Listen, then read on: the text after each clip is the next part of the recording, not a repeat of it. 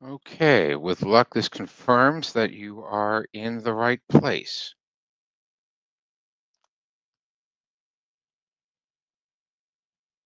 We'll wait a few minutes for others to join.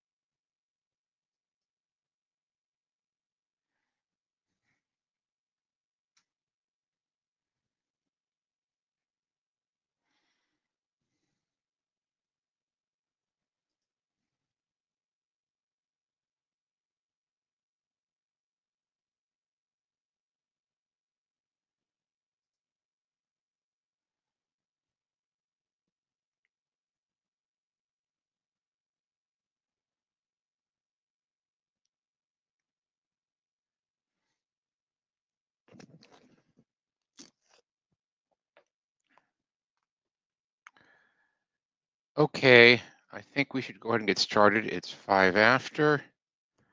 Um, let's see. Hang on a minute. Meet Echo says click there first.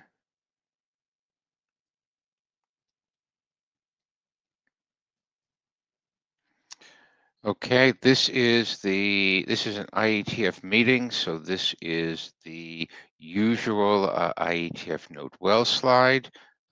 It's been shown.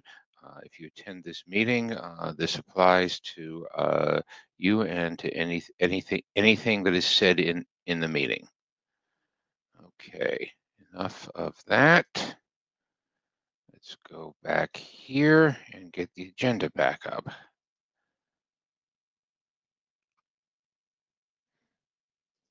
which is over there. Okay, so the Note Well slide has been shown.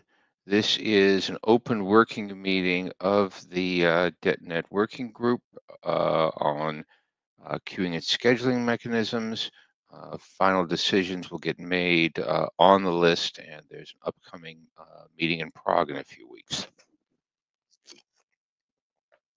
This is what the agenda looks like. We're going to have a little bit of discussion of process-oriented topics, including a quick update from Peng on the latest revisions to the scaling requirements draft.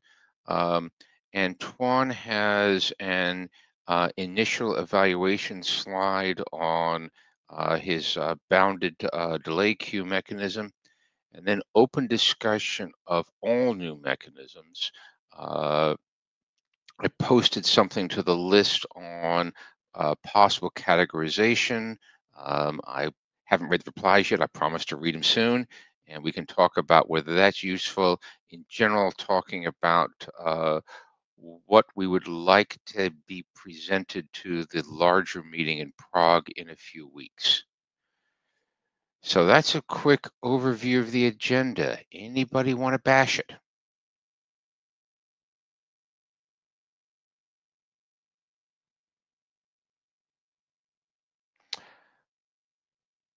Okay. Hearing silence and not seeing any volunteers, I'm going to consider the agenda bashed. Um, so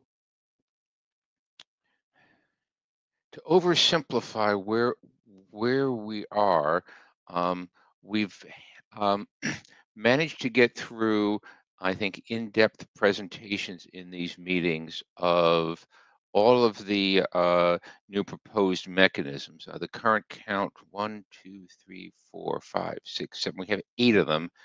There are initial evaluation slides prepared by the proponents of each mechanism um, that are in the archives for earlier interim meetings.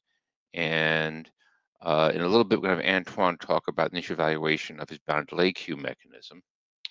But first, Peng, do you want to say anything about the -04 version of the scaling requirements draft? Okay. I posted the draft, but it's mainly follows discussion in the last entry, and most of them are the same with the last entry. Only a little difference. Okay, maybe I can share my screen. Just a little different with the. Sure. Let me go stop sharing mine so you can share yours.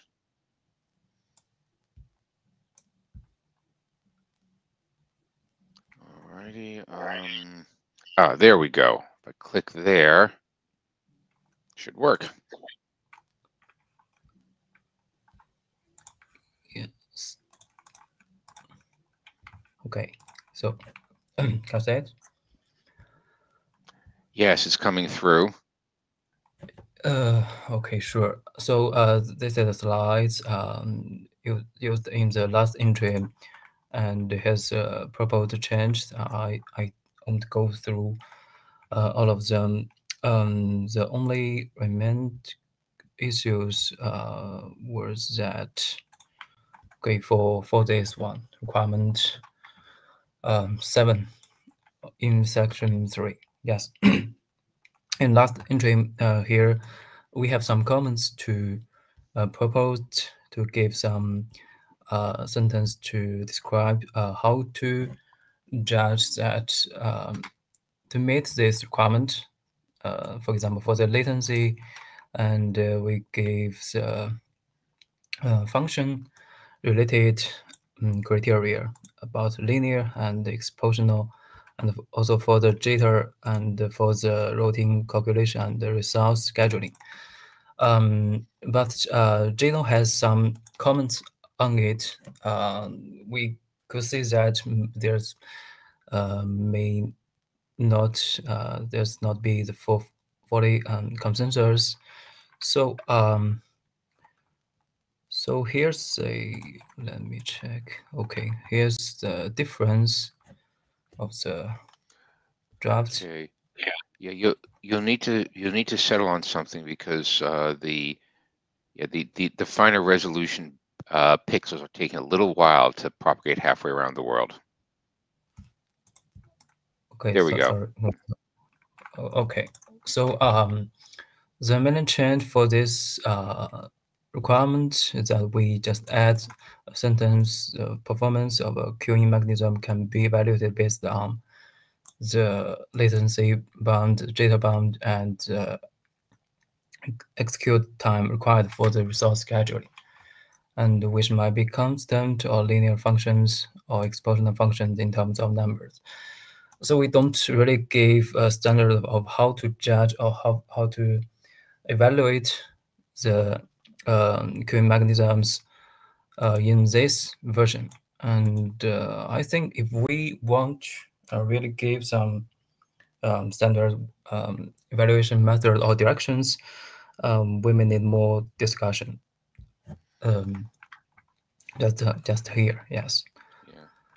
I liked where the slide you were showing was going, although I think the words acceptable and unacceptable might not be the best choice of words.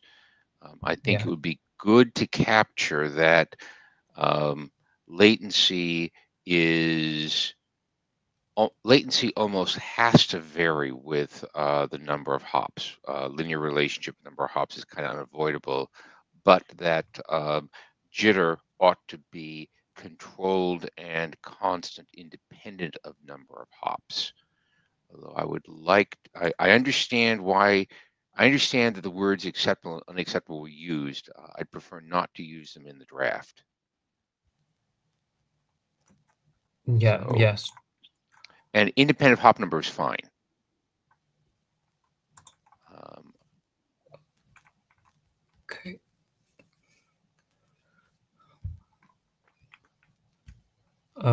So should we also change it, or we just to report this issues to the WG in the next ITM um, meetings?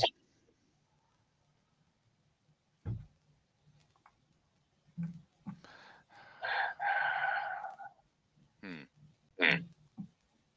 I think we need some language proposed on the list, and I think I just volunteered myself to do that.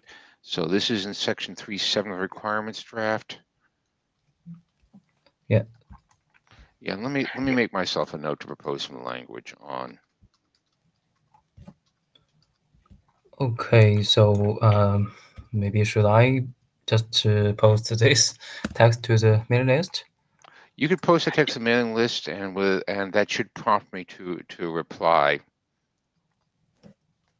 Okay. Sure. I think I can. Maybe I can also find this email. Um, oh, okay. I will do that. Thank you, To this meeting. and I Yeah. and I promise to be a So little prompter in getting to this one than I have in the past. okay. Um. So I think there's no other problems with the updates of this version. Uh, Is there any questions? Looks like Jinu has a comment. Go ahead.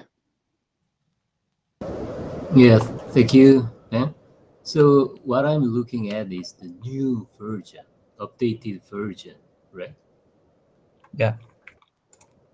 Okay, but It's not. what I just saw, yeah, here I see it differently because the new wording you just mentioned, the performance of a queuing mechanism can be evaluated based on latency bound and so on. So the right side is the new one, right? Yes. I think I just copy yours here. So yeah, what I want to ask, what I want to clarify is that this this sentences what I'm looking at is actually have been updated in the new version of the scaling requirements draft, or not?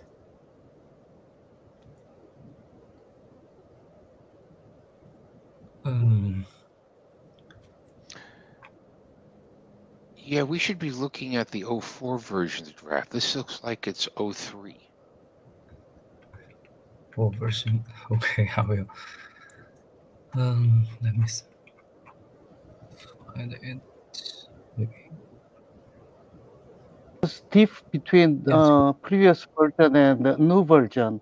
So right column, the column on your right hand side is Yeah. the version, new version. Okay, thank you. Then the PowerPoint does not capture that update, I think. Yes, it's different. It's the slides used in the last interim. So Okay. it's a new version of the text. I haven't. So okay. So words here.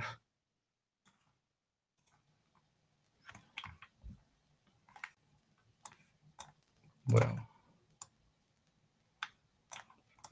Okay, sorry. It's also not the same. But I would like to make myself clear that the issue I have raised is not clearly resolved yet. Maybe you can discuss it later. Thank you. Okay.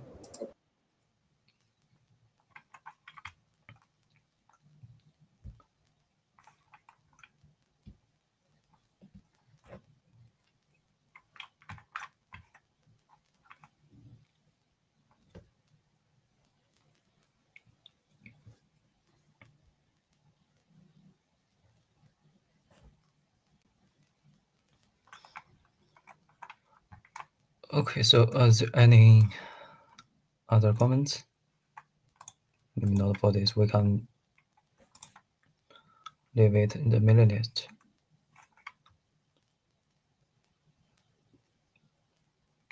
Okay.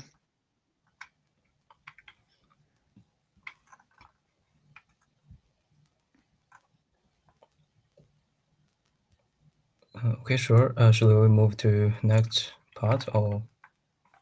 Okay. Did you have anything else on the requirements draft? Yes, Ooh, I think I like the infinite screen regression we had there for a moment. yeah. I actually I only have one issues now about this requirement, and of course I will also present this change in the WG meeting and Yeah. to see if there's any more comments from others. I will send some proposed text for the 3.7 section to the list, because I think it's useful to capture that jitter that jitter ought to be constant, but latency varies with number excuse me, latency varies with number of hops. Okay, sure. Thank you. Okay. And Xiaofu, go ahead.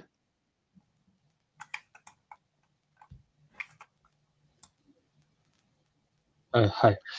I think the resource scheduling may be not easy to evaluate. I read the mail that we take an example that the RSVPTE. Indeed, I think the calculation is difficult, even for RSVPTE.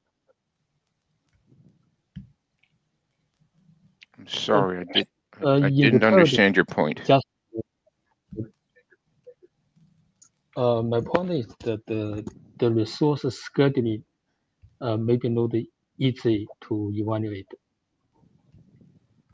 okay, I think you make comments on, I on the mailing list, right?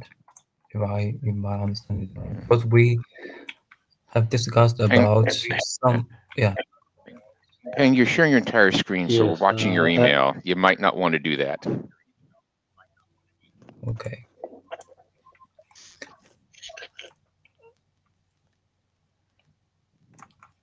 Well, I think Shop's comments about these points because Gino has her comments and says about the RSVPs, and we have some discussion about it in the mailing list. Yes. Yes, if we take SVT as an example, the workload is not just that to reserve bandwidth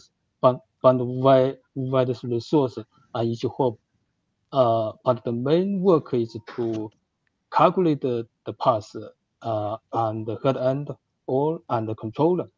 So this work cannot be ignored. So I think this work is not the line relationship with the hop count. So that is my Okay, point. I get your point. So you mean that you think RTVP is not a linear function, right? Yes. Well, I think there's a general point here, which is that the calculation has to be done before the traffic flows, is separate from the forwarding behavior while the traffic is flowing. And the calculation in advance to set up the route could be considerably more complex. Agree. Yes. And at that level, that might be good. That might be good to capture, which is that once the traffic flows, then the latency, linear number of hops, and jitter has a constant bound properties are highly desirable, but you may have to do quite a bit of calculation in advance to set up the paths and allocate the buffering resources. Yes. Though it is before the forwarding, the flow forwarding, but we expect that it won't be so complex. But it's also related to the algorithms and also hardware and the coding implementation. Yeah. I think I more or less agree. At some level, there is no free lunch here. Some of these calculations are going to be complex. Janu, you wanted to add something? Yes, yes. Thank you, David. I agree with you. Yes. The routing calculation and the resource scheduling are control plane functions, and it has to be done before the packet flows. Yes. But on the other hand, some of the queuing mechanism we are discussing has quite a lot of burden in calculating the resource scheduling. How much does it burden? It really a lot. Yeah, and as the flows join and leave, we have to constantly adjust the control plane functions and uh, uh, reserve the resources. And in some cases, we have to allocate the time slots for each flows, maybe. These are so complex. So in some research, when the flows are more than 200, then it takes about 2 or 3 seconds to schedule the slot. So it is too late to accept or not. So I think we have to consider the control plane functions as well. Every queuing mechanism follows a specific control function. So we have to consider both the queuing mechanism. Okay. I've written a note to myself as part of that. I will add that to the text I promised to propose.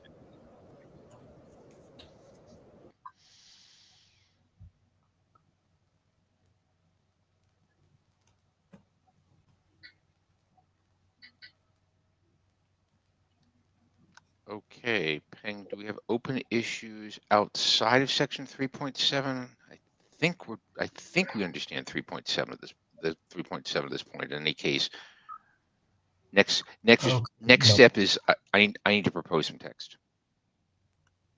Oh, okay. I don't have any open issues. Okay. Anything else Go ahead, Janu. Thank you. For the Xiaofu's comments, I can answer that. Yeah, the routing calculation is certainly a number of it's a function of the hops, and it is likely to be exponential. Routing calculation, it is. But the RSVP itself is just a distributed mechanism. And as the number of hops increase, the complexity increases as well, but it is linear function. It is very well known. And about the number of hops, because it is a distributed function, the complexity itself is just a constant. But the total calculation time is increasing, not the complexity itself. Total calculation time is increasing, but it is also a linear function of number of votes. So yeah, that's why RSVP or the similar reservation mechanism has been very popular, because it is scalable, I would say. Thank you.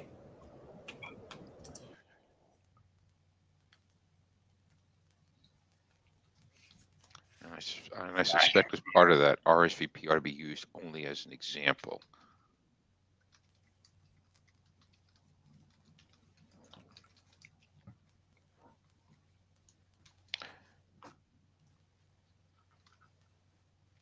Thank you answer. And maybe we can further discuss in various. My in brief, my major point is the calculation itself, maybe based on some constraint, for example, bandwidth, based on the large scale networks. Is not just to say that we have got a certain hopes tend to reserve the bandwidth resource, but it just need to firstly to pick up the target path. My means that to pick this target path, maybe not a line relationship to the hop counts. Yeah, I think Oh, that's yeah. about right. I think we see some proposals that anticipate a, I'll say centralized, which is as good a word as any, pre-calculation of where to allocate the resources for the flows, and that can be complex, particularly if a complete solution is required for a large number of flows and a large number of nodes.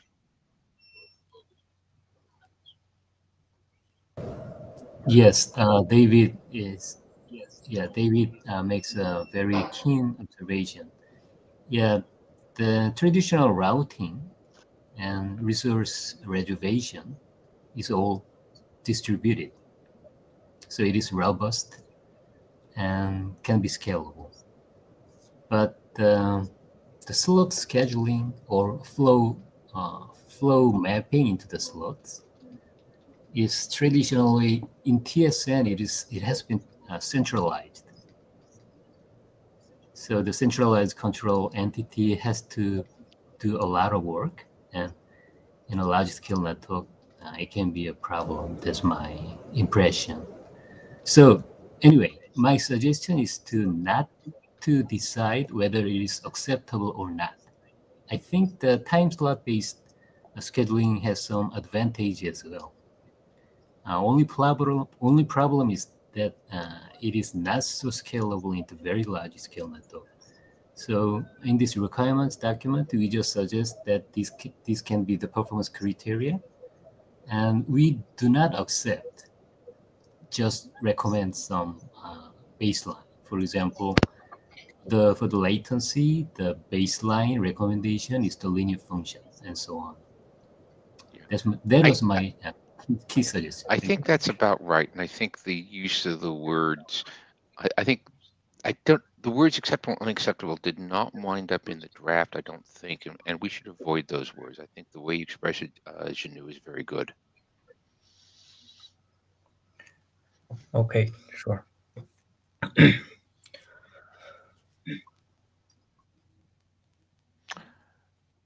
Okay.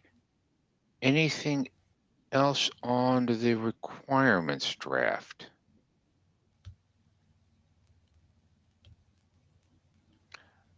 All right.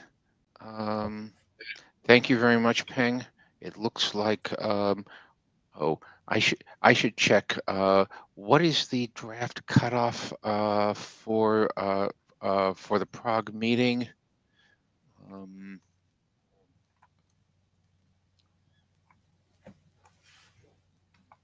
Oh heavens, we're probably are we past the draft cutoff for the Prague meeting? No, we can't be. One. Yeah, yes, it was yesterday. Yeah. Okay, yeah, it was. Okay. So I think that the thing to do, we discuss on the list and present proposed text changes in the Prague meeting, maybe submit an 05 at the start of the Prague meeting week, maybe discuss in the meeting. I think both of those would work. Janos, do you have a preference?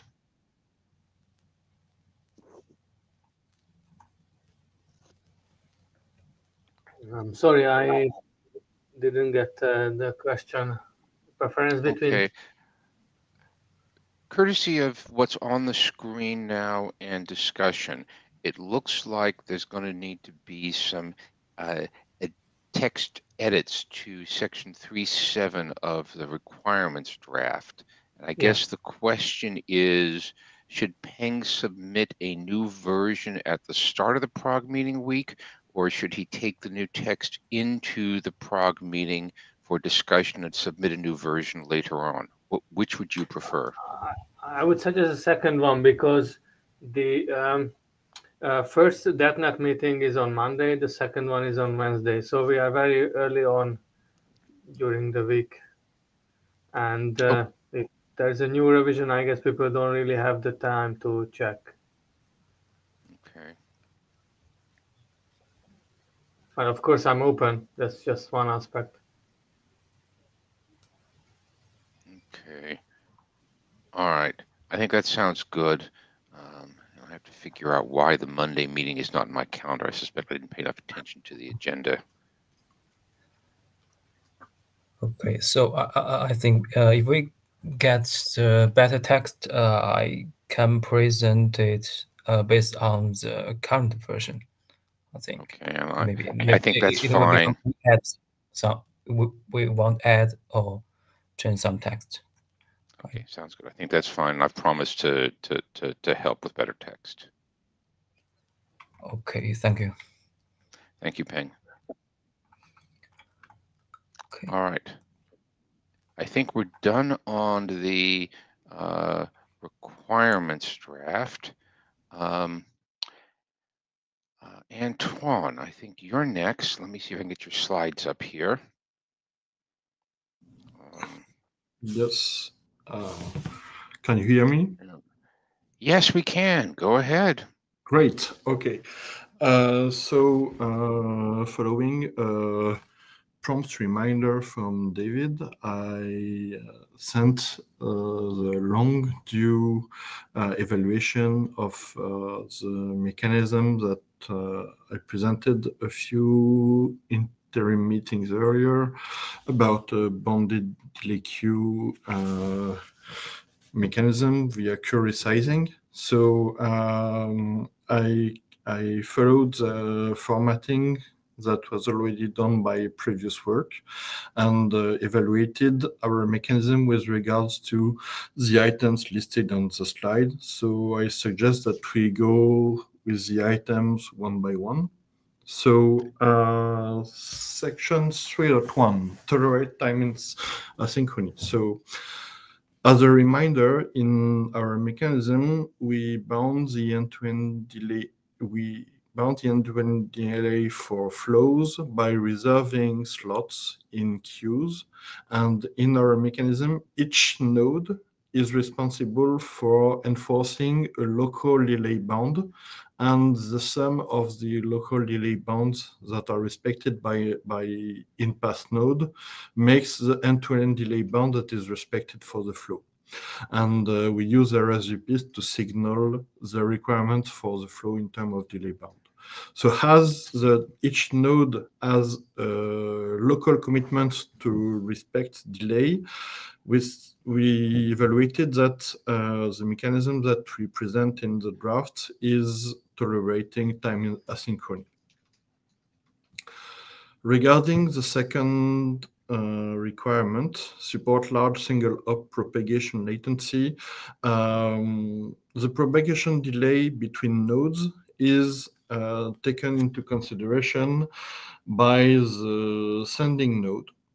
And this, if we consider the propagation delay between two nodes as being a fixed quantity, at least a quantity that can be bounded, and in case this quantity is bounded, we take the maximum bound. So we think that our mechanism can tolerate large single hop propagation latency, of course at the expense of being able to accommodate flows with low delay bound, but this can be accommodated. Third requirement, accommodate the higher link speed. Yes, our mechanism acts on the delay spent by packets in queue as independent from the link speed, in the sense that the time that a node takes to transmit a packet and the in-flight time between nodes is accounted as a fixed quantity, and we act on the length of queue at the equipment. So whether the link speed is high or low is a parameter in our mechanism and does not affect its functioning beyond the capacity of our mechanism to accommodate low delay bound. So we evaluated yes to the third requirement. Be scalable to the large number of flows. We say that we partially meet this requirement because, in fact, in our mechanism, if all the queue capacity in a node is allocated to some flows, we can't handle new flows. So there is a limit in the scalability of our mechanism, which is if you look at a network, the node which is the most solicited or the node with the least capacity, once this node has taken all the reservation, then there is no capacity to handle more flows. So this is why we evaluated a partial. Depending on the opinion of people in this meeting, we may also evaluate it as no, and we think it would be it would make sense. But given that we think that this limit is quite high, yet there is a hard limit, this is why we evaluated as partial for this fourth requirement. With regards to the tolerating high utilization, given that once we have reserved all the capacity, we can't multiplex those reservations, we evaluated as a no, because we can't, once a resource has been allocated to a flow in the queue, we can't allocate it to two flows in parallel. So this is why we stated a no on 342. Prevent flow fluctuation from disrupting service. Yes, in fact, as soon as the flow fluctuates under the capacity that is reserved by on-pass node queues, our system tolerates flow fluctuation. In fact, handling the fluctuation depends on the acceptance mechanism at the ingress node of the network that is responsible for making the reservation end-to-end to the destination. Because in our mechanism, we couple the capacity reservation in the queues with a strict flow acceptance mechanism at the ingress node. If the flow fluctuation is in the limit that is allowed by the capacity reservation, then we tolerate this flow fluctuation. Tolerate failures of link on nodes and topology changes. For now, I would say that our mechanism does not allow this, because in case of the failure of a node, we would require to establish a new reservation using the RSVP protocol. And in the protocol, we didn't describe yet a failover mechanism in case there is a failure of one node on the path. So for now, this is a no. If we consider, and if the group considers this could be a good addition to our draft, we can describe a failover mechanism using RSVP to do an alternative reservation and redirect traffic on this alternate flow. But for now, in the draft and its version, this is not present. Yeah, that should not be a problem in evaluations of the other mechanisms. Generally, 3.6 and 3.8 have been set aside as not bearing directly on the scheduling queuing in the node, but as you say, being affecting sort of more global framework concerns that are somewhat independent of the actual scheduling queuing mechanism. Yeah, and this is where I think that the discussion we had earlier on distributed versus centralized mechanism has a strong influence, because if you are in a setup where you have a centralized controller, then the redirection is triggered by the centralized controller on the event of the detection of a failure. In a distributed setting, you need to put in place some more a protocol mechanism, potentially using a recipe to redirect around the failure. 3.7, scalable to a large number of ops with complex networks. I don't see, I mentioned partial because from a theoretical perspective, I don't see theoretical limitations, but we don't have a large-scale simulation evaluation to back this affirmation. So for the sake of being an intellectually sound evaluation, I prefer to mention partial. I don't think there is a strong limitation, but we fail to have a simulation to back this affirmation. And on 3.8, support multiple mechanisms in single domain and multi-domain. I mentioned partial here because one thing that we need with our mechanism is that once you place a packet in a queue, the time to serve this packet is deterministic. So in the draft and in our mechanism, we assume that the queue discipline and the queue service is a variation of deterministic round robin, where queues are served for a given amount of time every X amount of time, and those quantities are deterministic. We can accommodate some variation around deterministic round robin, but change in priority of the packets, reordering of packets in the queues, reassignment of more higher level priority to some queues, that makes the service time of queues in the equipment non-deterministic are not supported in our mechanism. So I think I went through all the requirements. I've seen that there were some remarks written on the chat. I don't know if it was for related to this evaluation. If you have any question, I'm open to answering to it the best I can.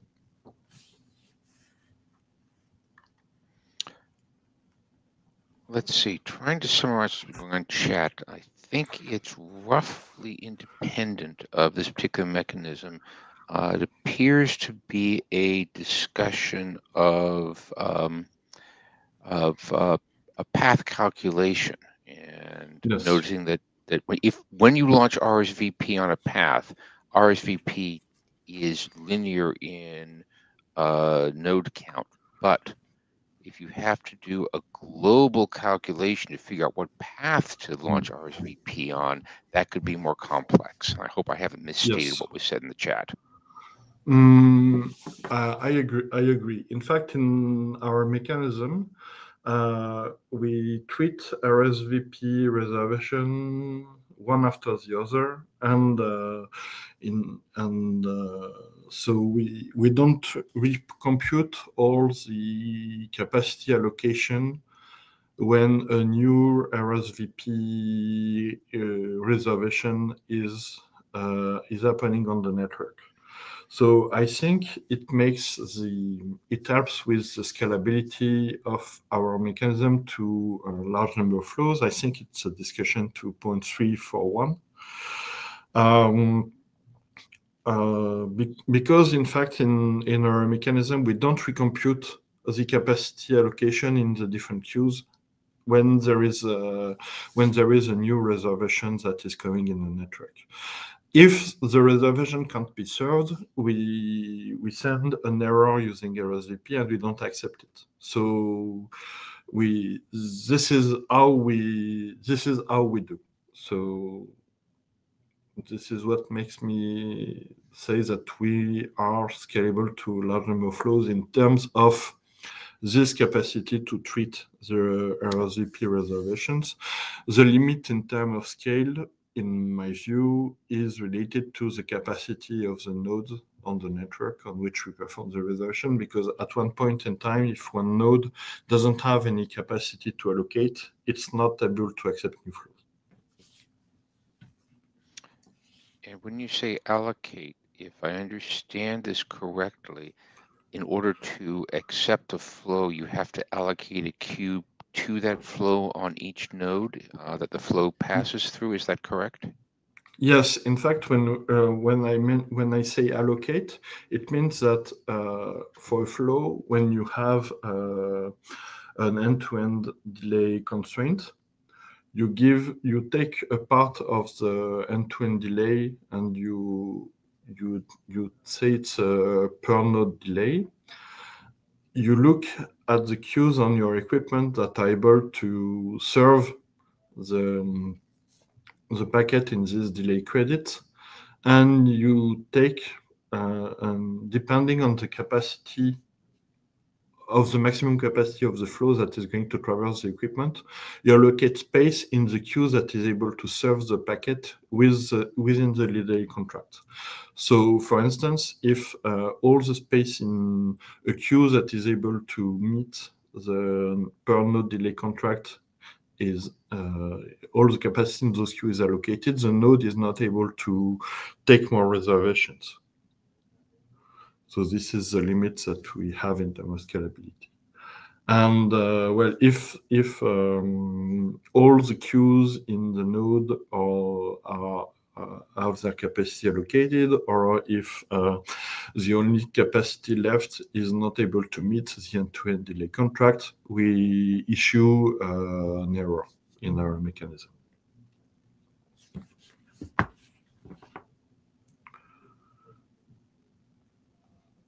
Does it answer your question or clarify it?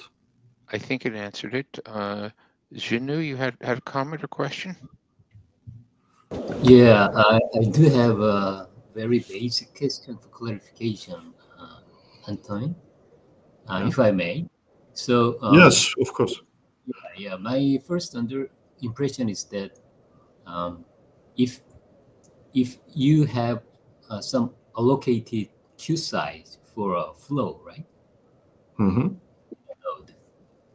What if more packets that the queue allowed are coming into?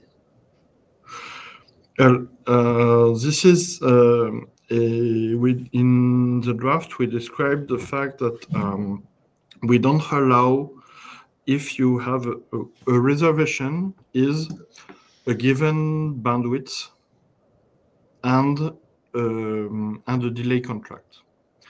So when you are doing the reservation on each node, each node has. But what you reserve is the rate, right? Flows rate.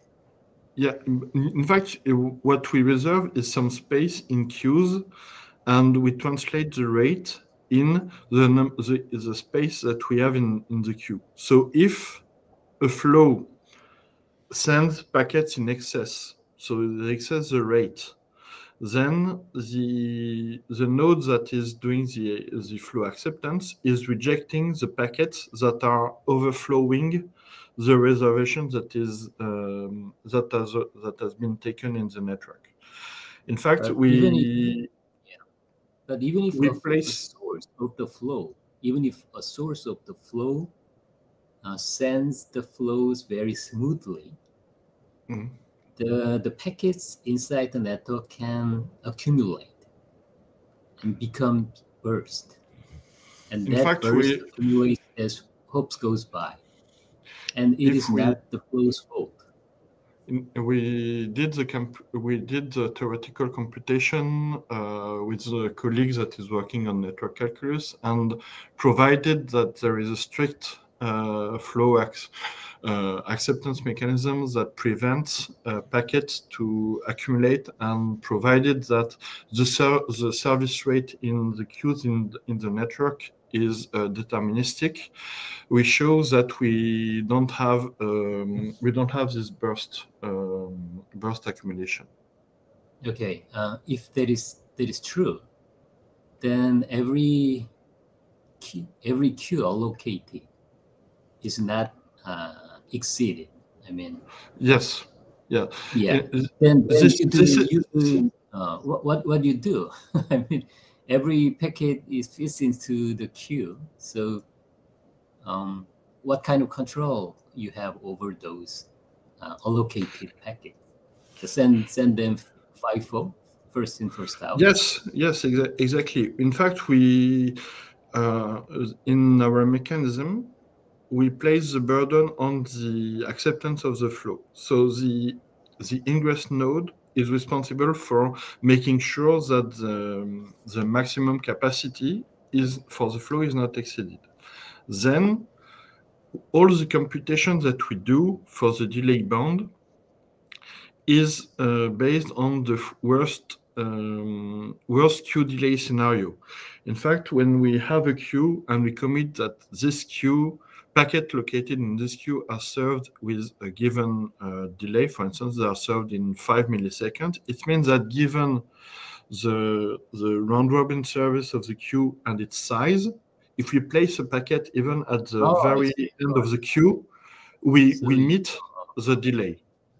I see. So basic scheduling algorithm is round robin, maybe weighted round robin or something. Yeah, as soon as the service rate of the queue is deterministic, round robin, deterministic round robin, maybe some more complex strategy we can think of. Then we know that from computation, this is the bound is met. Of course, we are not tolerating high utilization, but at least from the delay bound perspective, we are respecting the contract. Again, I understand, but I think you have to make sure that your scheduler is round robin based. Yes. Thank you. Yeah, maybe we need to stress that in the draft. I will review the text to make sure that this is very clear to the reader.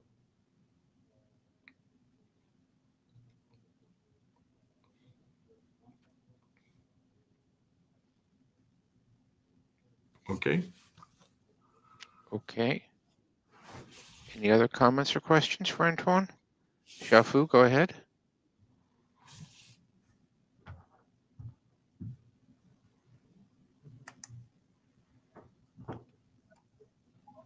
Hello, Anthony. Hi.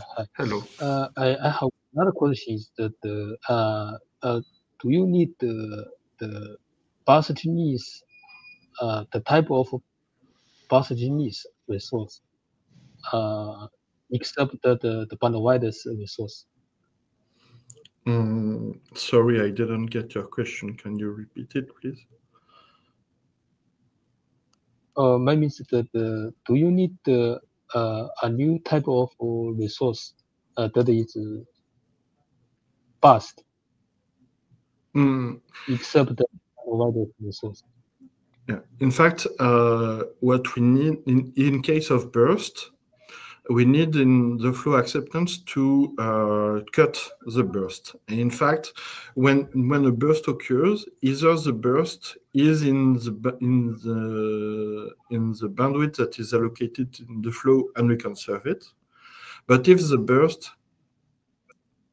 bypass is larger than the bandwidth allocated to the flow, we need to cut the we need to cut the flow and eliminate packets that are over the path reservation. So the burst is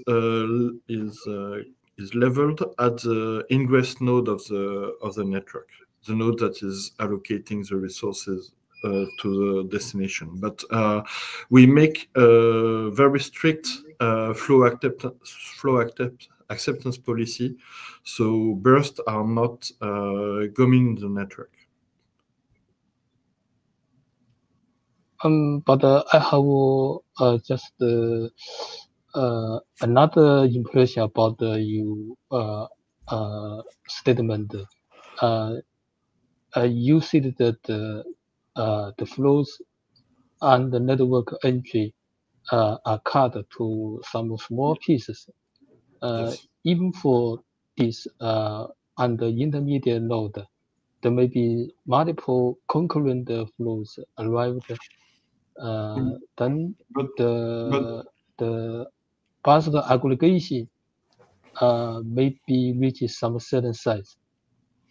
But in fact, no, this is the same. As soon as the flows are the ingress of the flows is controlled by result, if you allocate the maximum capacity in each intermediate node, you are sure that you are not going to exceed the capacity of the intermediate node. At the expense of a high utilization of the network, we completely agree with that. But as soon as the flow acceptance is done very strictly, and if you cut all the burst in the ingress of the network, you are sure that no burst will appear in the network in the middle, because from computation. But I agree with you that this is not high utilization, and you need to stress that a strict acceptance policy is applied at the ingress of the network. Yes, that is the point that for the maximum bus that intermediate node can support, that means that this maximum size is just the bus resource that the node can support. Yeah.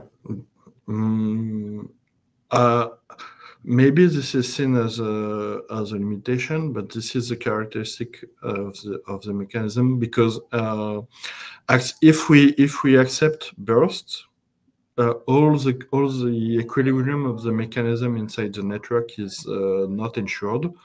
So we took the design decision to cut the burst very, very early. So this is our stance, and this is how we manage to make the network operate in equilibrium. And as I think you said earlier, this mechanism does bandwidth reservation.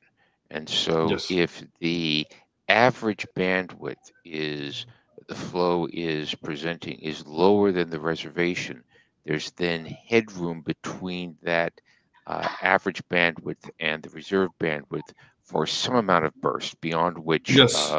you've taken an EF-like approach. EF is one of the DiffServ scheduling disciplines that says if you've exceeded what has been reserved, the excess traffic is simply dropped to avoid building up delays. Exactly. In fact,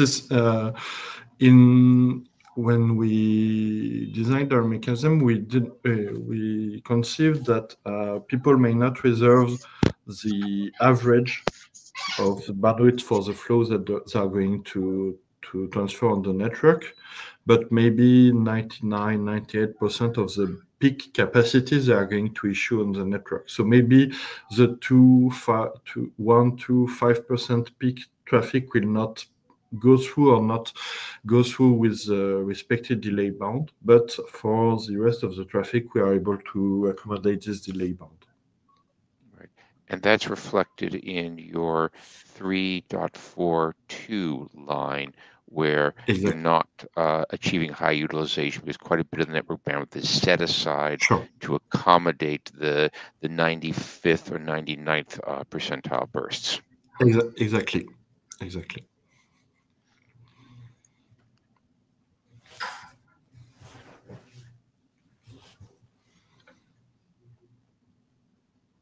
All right. Thank you.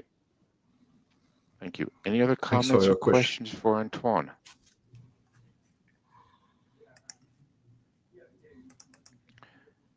Zhongdong?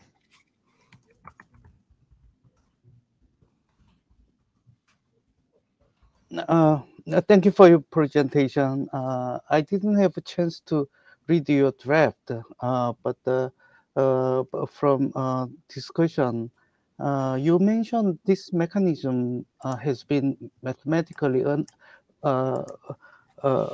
analyzed, right? Yes. Yeah. Then could you send us a link of reference paper or a document that shows the analysis? So we presented some element of the computation in the draft itself, and I presented more elements in the slides that I presented in the interim meeting a few weeks ago. If you have any question beyond those, I suggest that you send me an email with a detailed question so I can answer you in detail in a written form. But let me check. I will send you the reference to the slides that I presented in the previous interim, so we can keep in touch about this analysis if you want. If there's a separate paper with the analysis and calculus, please make sure the draft contains a reference to that paper. Sure, but in the draft we presented all the elements for most of the elements for the calculation. We'll make sure that because we didn't publish it yet, this analysis in an academic conference. So if we happen to have a publication in the lifetime of the draft, I will of course include it in the reference. But for now, the elements that we have are in the draft and in the presentation that I've done a few meetings back.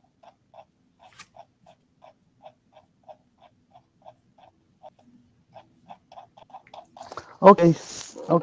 First, I will read your draft, and right now I don't see any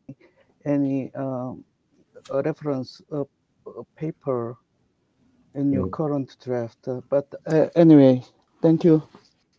Mm-hmm.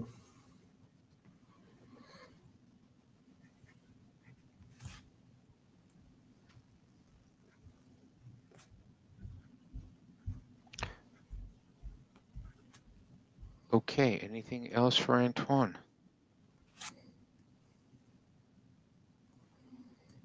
All right, Antoine, thank you very much. Merci beaucoup. Thanks a lot for having me here and giving me opportunity to present, even if it came late. I agree. Appreciate the participation.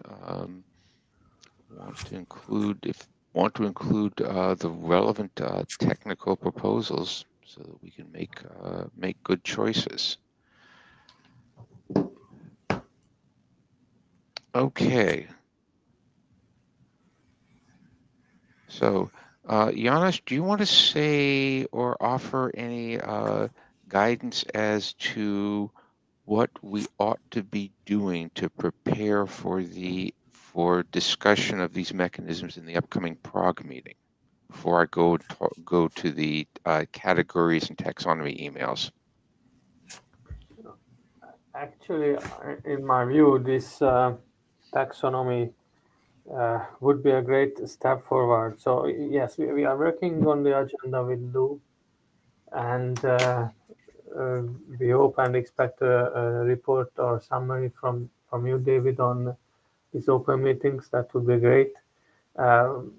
Yeah, from everyone, as usual, we expect a brief summary if possible, but really the floor for the technical details and discussions, the venue is these open meetings. And honestly, I expect to continue these meetings after the IETF 118. If we could, like I see the next step towards for us is this taxonomy evaluation and somehow decreasing the number of solutions on the table. Okay. I think I agree with you. I think there's a classic cartoon somewhere. I forget where it was published. It's likely to be a New Yorker cartoon, which shows a professor at the whiteboard with a lot of calculations top of the whiteboard, the words, and a miracle happens here, and a lot more calculations ending in QED. I think we are approaching the need for the and a miracle happens here stage in figuring out what to take forward. All right, let me go ahead and put up the taxonomy email.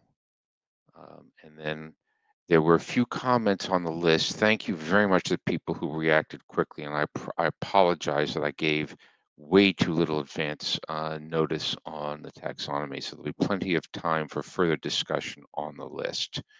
But let me hang on. Can't talk and click at the same time. So give me a minute here. Yeah. All right.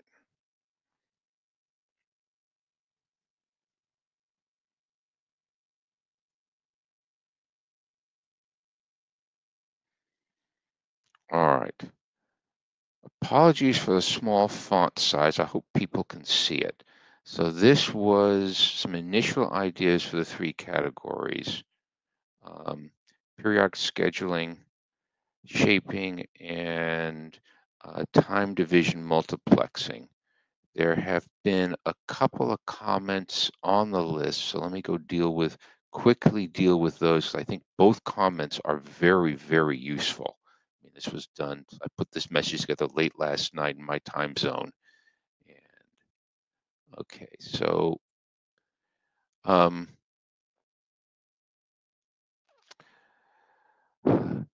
Hesham asks sort of, what are we doing here?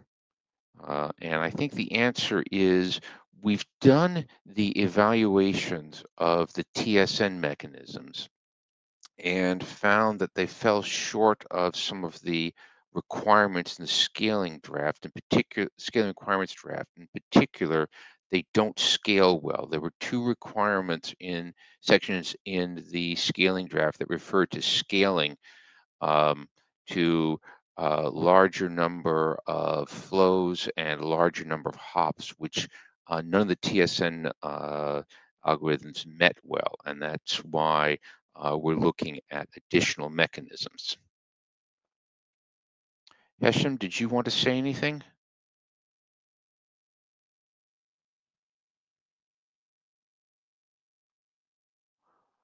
Okay.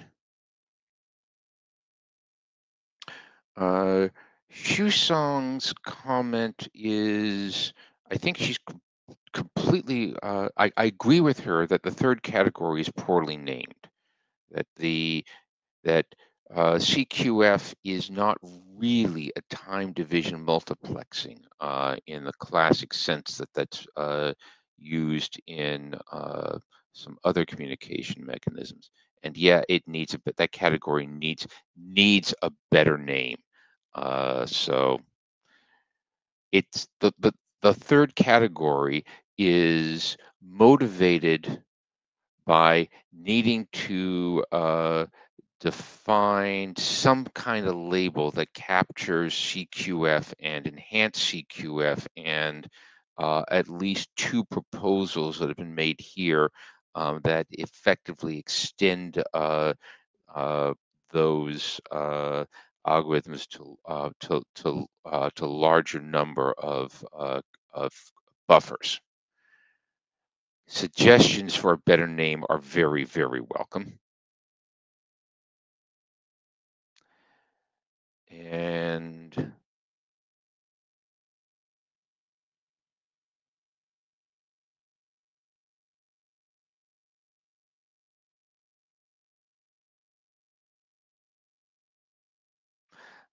I think we're in, I don't think there's a I have a what I wrote and Shusung's comment about how to cluster are in disagreement. Xundong, did you want to say something? Go ahead.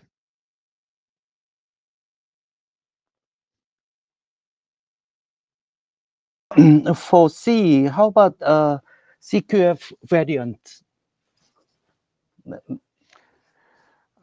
Yeah, that might be good. Maybe just call it CQ. Maybe just call it cyclic queuing. That might be an easy way to do it. Mm-hmm. And another point that I have,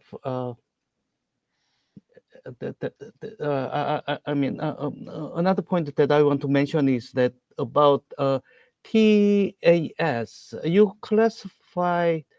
You put that TAS into a shaping category, but yeah, right. I mean that since the name of that 802.1q BV is often called time-aware shaper, but I think it's more or less is better put into a periodic scheduling category. No, what do you think?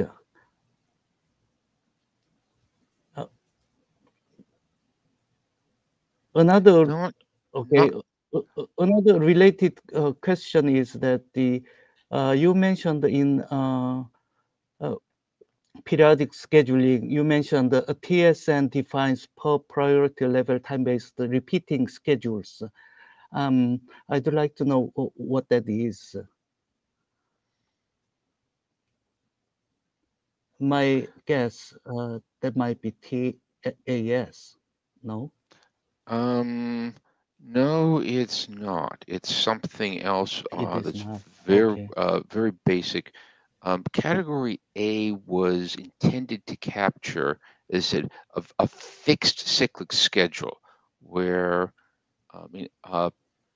in real-time operating system work, this is referred to as hard real time, where there is an absolute schedule that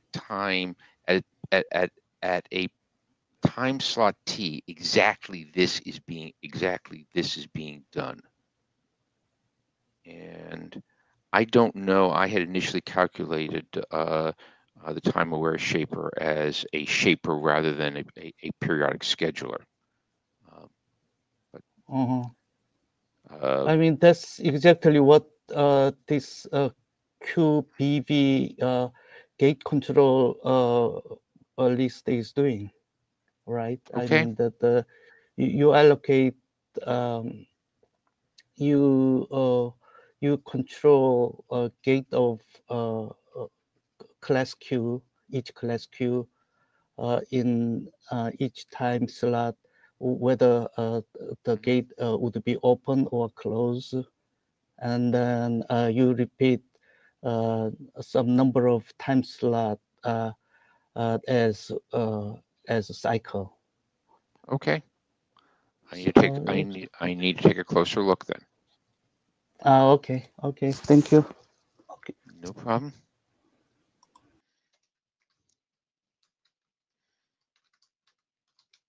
Hang on a minute, Shafu. Okay, go ahead. Yeah, just a quick statement that my point is consistent with Jido.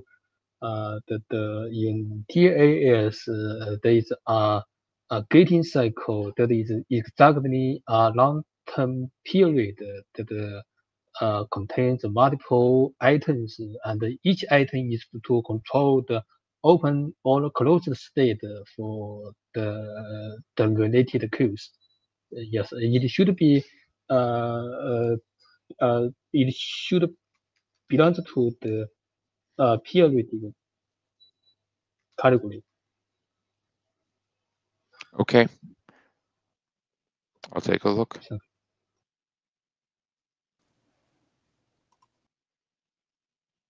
All right. Hang on. So,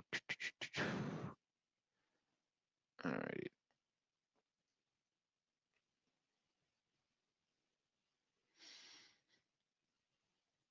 Okay. And then I get to the other message was from Jinu, and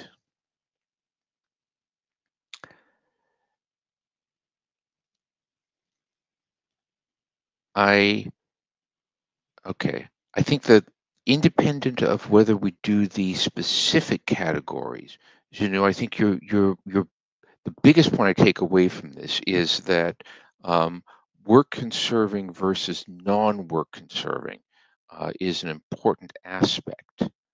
And I guess what I don't understand here is whether work conserving ought to be used for categorization or ought to be used for evaluation of algorithms within categories. No, yeah, my point was that according to your classification, the C-score or round robin or fair queuing, such a scheduler doesn't fit any of the category 1 to 3 or ABC. Yeah, 1 to 3. So Okay. yeah, Let me go I ahead and just ask. Let me just go ahead and ask right there. Why would you consider C-score not to be a shaper? well, traditionally, shaper suppressed the work conserving manners of packet transport. I mean, shaper does not send packets even if the link idles. That's the whole point of the shaper. Shaper holds the packet and doesn't let it go. But all the work conserving scheduler always send packet whenever the link idles. So the link never idles when packet is there. Packets are there. So that's the main difference. So work conserving schedulers are not shapers. But all the queuing mechanisms in your message is kind of shapers. So it's a big difference. So I think that's the first categorization rule, whether it is work conserving or not. That's the big difference.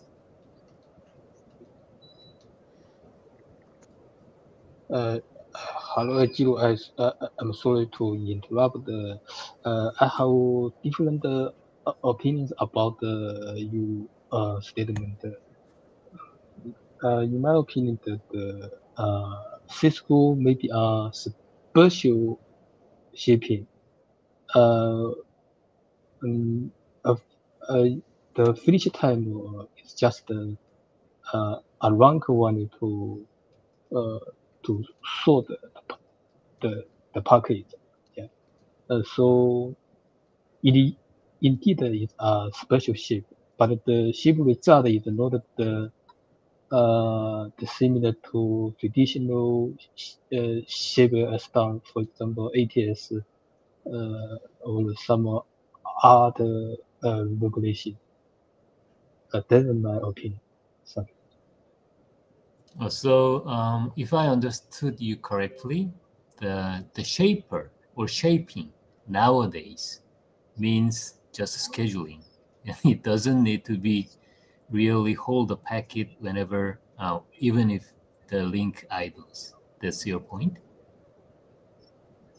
The shaper, Yes. the term shaper has changed. the meaning of the shaper has been changed. Yeah, so That's what. I understand that the shipping here has a broader meaning. Okay. And I think, But I would say I would like to correct it. The shaper in traditional So meaning is non or conserving something. Yeah. Okay, I understand. yes, yeah. So for if we take a look at the external feature of ATS, it is actually the non-worker conservant, as you mentioned. But some opinion is that if we decouple the the whole work, it may be read controlled and the scheduling phase. So it's just the read controlled, but the scheduling for ATS is always worker conservant. I think that point, that opinion is also consistent with policy.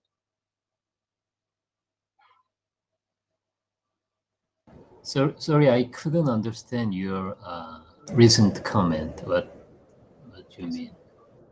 I couldn't understand. Could you repeat or rephrase?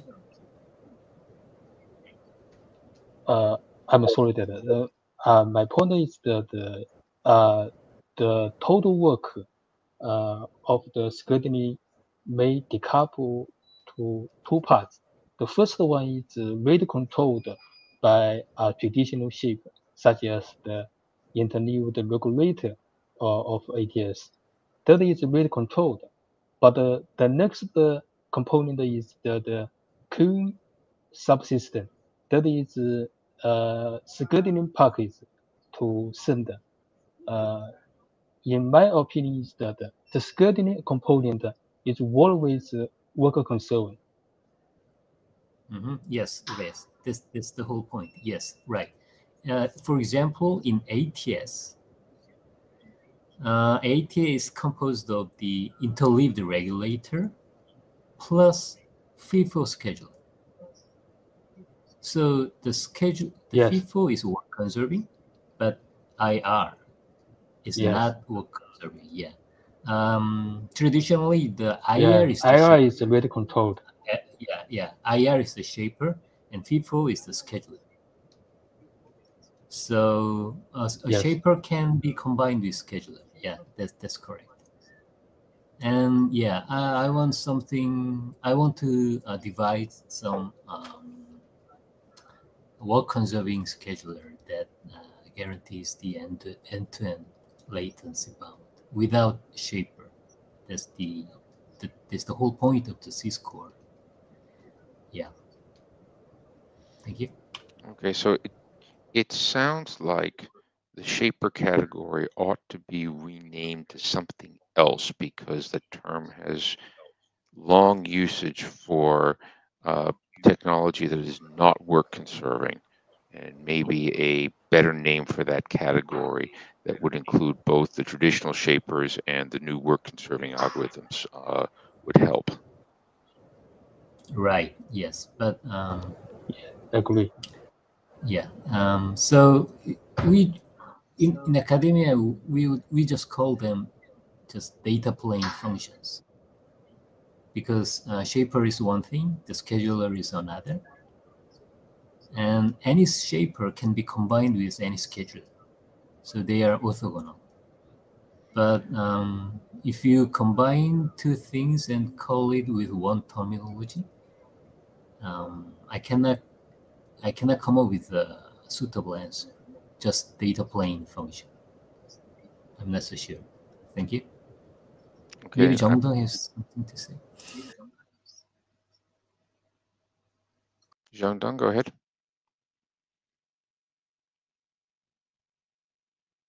All right. But for the time being, how about we just make a note for category B, such as category B includes both work conserving and non-work conserving mechanisms. In other words, until we find a better name. Thank you. Sounds good to me. Thank you.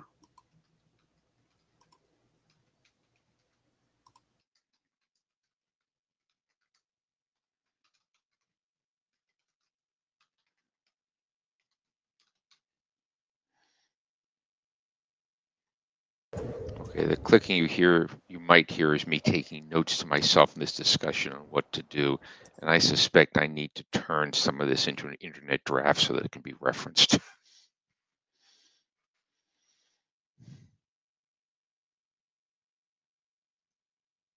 Okay. More comments would be very welcome on the mailing list. As I said in the initial note, I apologize that I got that email out less than 24 hours in advance of the meeting.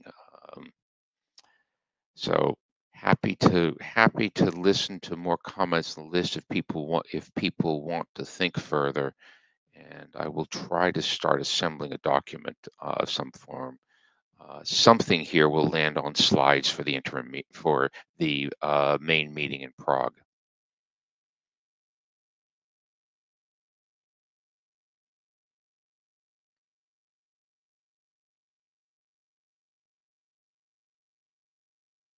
Okay, hang on a minute.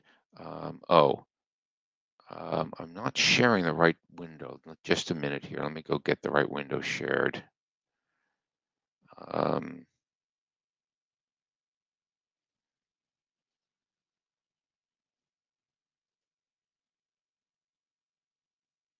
This was what we've just been talking about for the last 5 or 10 minutes. And my apologies, I should have put this up before we started this as opposed to putting it up afterwards.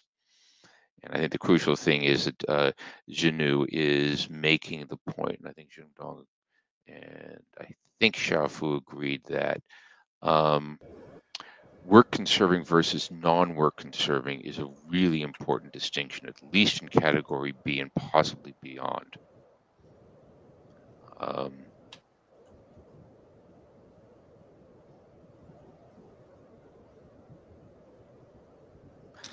And another point I want to make is that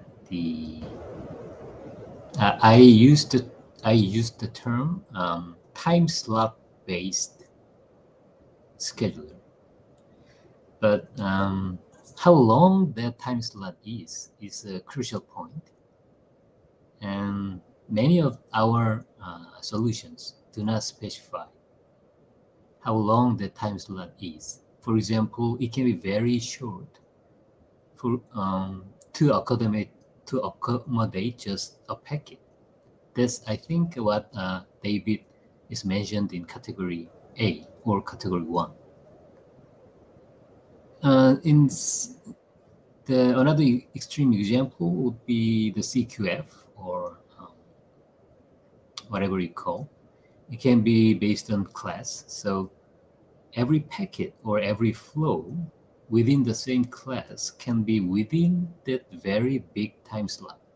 It can be very large. Actually, Florian, I cannot remember his last name, but Florian has mentioned with a nice clear graph with his terminology of time slot and cycle confusion. And I think that figure describes our lack of common understanding of how long that cycle or time slot will be.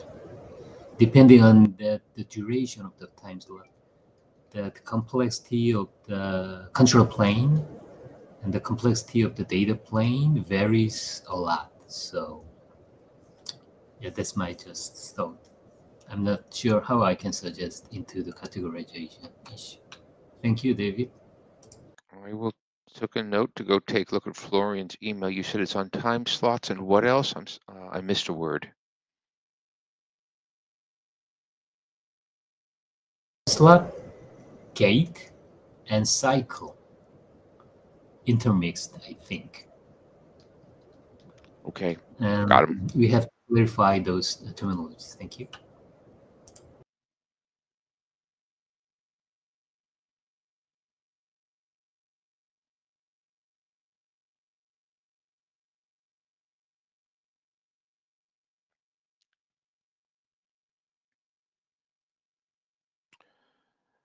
Okay.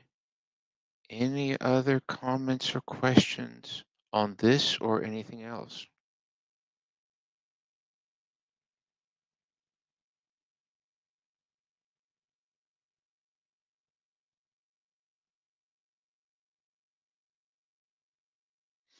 All right, I think we're probably done. Janos, do you have any closing remarks, or should we declare victory and go do some more productive work? I have nothing to add. Looking forward to meeting you at the next IETF and continue our discussions. Yeah, I unfortunately will not be in Prague. I can no longer get travel approval from my employer, so I will be remote for the foreseeable future, much as I wish I could go to Prague. Yeah, that's unfortunate, really. And I would like to thank you, David, and all of you for the work and effort. Yes, now the hard part starts. We have to make some decisions.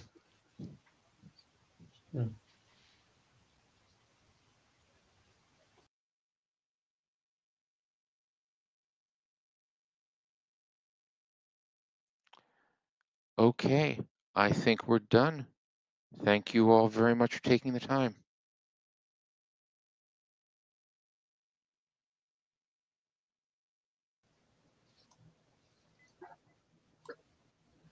Thank you. Thanks Bye. a lot, David Thank you. and